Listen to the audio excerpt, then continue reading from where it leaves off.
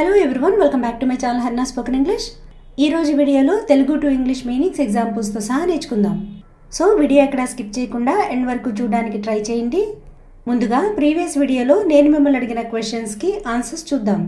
Number 1, ప్రతి ఒక్కరికి తెలిసిపోయింది. Everyone has come to know. Number 2, మీరెందుకు ఆమెని నోరెళ్ళబెట్టి చూస్తున్నారు? Why are you gaping at her? Why are you gaping at her?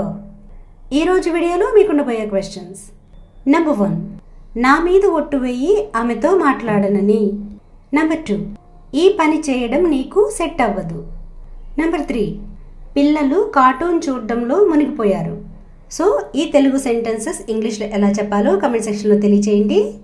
వీటికి సమాధానాలు తెలుసుకోవాలనుకుంటే ఈ వీడియో కనుక ఫాలో అయినట్లయితే మీరే వీటిని ఇంగ్లీష్లో ఈజీగా మాట్లాడగలుగుతారు. Now let's get into the class. Swear on me అంటే నా మీద ఒట్టు వేయి అని. ప్రాక్టీస్ కోసం కొన్ని ఎగ్జాంపుల్ సెంటెన్సెస్ చూద్దాం. నా మీద ఒట్టు వేయి, ఎప్పుడు అబద్ధం చెప్పనని. Swear on me that you will never lie. Swear on me that you will never lie. ఒట్టు, నేను అబద్ధం చెప్పడం లేదు. I swear I'm not lying. నువ్వు నిజం చెప్తున్నావని నా మీద ఒట్టు వేయి. Swear on me that you are telling truth. నీకేం తెలీదని నా మీద ఒట్టు వేయి. Swear on me that you don't know anything. ఇప్పుడు మీ క్వశ్చన్, నా మీద ఒట్టు వేయి ఆమెతో మాట్లాడనని. నెక్స్ట్ 1, let it be అంటే అలా ఉండనివ్వి లేదా ఒంటరిగా వదిలేయి అని. కొన్ని ఎగ్జాంపుల్ సెంటెన్సెస్. మీరు దాన్ని అలా ఉండనివ్వండి, నేను తర్వాత తీస్తాను. You let it be, I will take it later. You let it be, I will take it later. మీరు కూడా నాతో పాటు ట్రై చేయండి.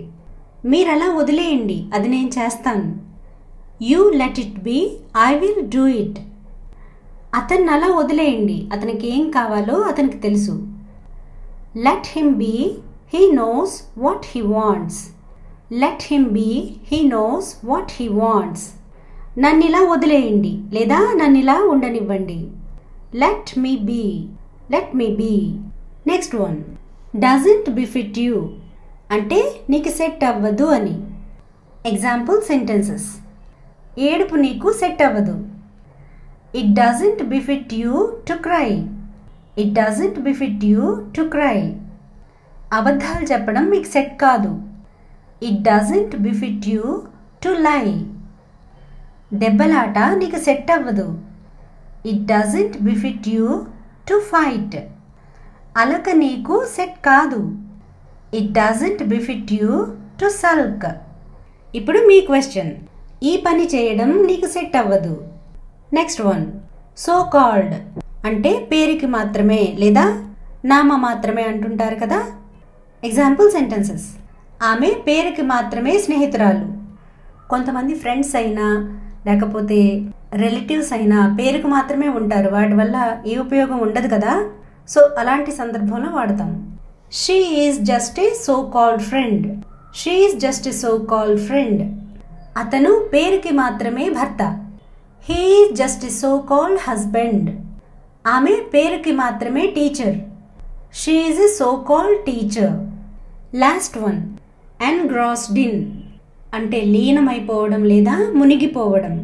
ఎగ్జాంపుల్, ఆమె టీవీ సీరియల్లో మునిగిపోయింది. కొంతమంది టీవీ సీరియల్స్ అలాంటివి చూస్తూ ఏం పట్టించుకోరు కదా. She is engrossed in watching TV serial. She is engrossed in watching TV serial. అతను ఆమెతో మాటల్లో లీనమైపోయాడు. He is engrossed in talking to her. ఆమె తన లోకంలో లీనమైపోయింది. She is engrossed in her own world. అతను ఫోన్లో లీనమైపోయాడు. He is engrossed in using phone. ఇప్పుడు మీ క్వశ్చన్, పిల్లలు కార్టూన్ చూడడంలో మునిగిపోయారు. So friends, this is the class for today. Thanks for watching. If you like my video, please do like, share and subscribe. And please post your valuable comments in the comment section. See you in the next video.